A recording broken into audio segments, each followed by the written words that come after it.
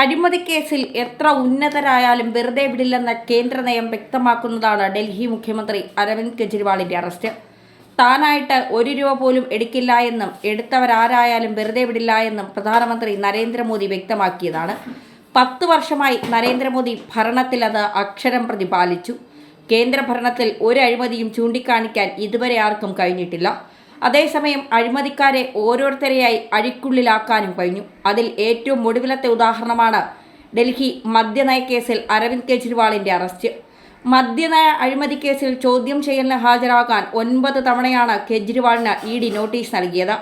കോടതികളിൽ കയറിയിറങ്ങി ED ചോദ്യം ചെയ്യൽ ഒഴിവാക്കാൻ കെജ്രിവാൾ ശ്രമിച്ചുകൊണ്ടേയിരുന്നു. ഏറ്റവും ഒടുവിൽ ഡൽഹി ഹൈക്കോടതി കൈയൊഴിഞ്ഞതോടെയാണ് ചോദ്യം ചെയ്യാനും ഒടുവിൽ അറസ്റ്റ് ചെയ്യാനും വഴിവെച്ചത്.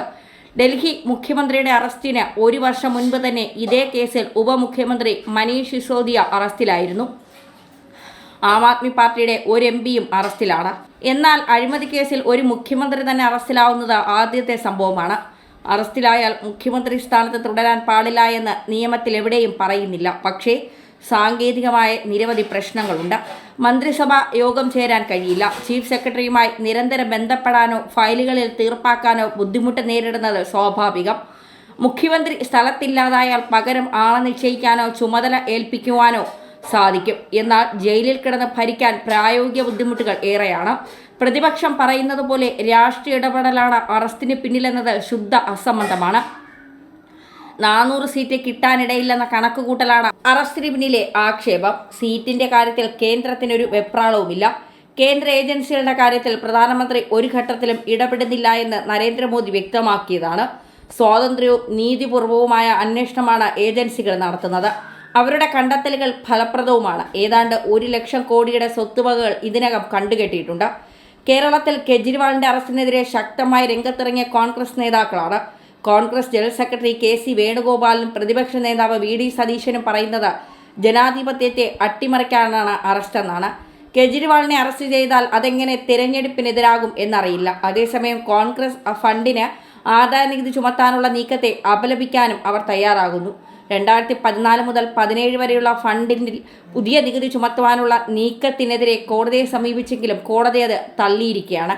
2018-19 നികുതി നൽകിയിട്ടില്ലെന്ന് കാട്ടി കോൺഗ്രസിന്റെ വിവിധ അക്കൗണ്ടുകളിലെ 105 കോടി രൂപ ആദായ നികുതി മരവിപ്പിച്ചിരുന്നു. കോൺഗ്രസ് നികുതി അടയ്ക്കാത്ത വരുമാനം 520 കോടിയിലധികം രൂപയെന്ന് ആദായ നികുതി വകുപ്പ് കണ്ടെത്തിയിട്ടുണ്ട്.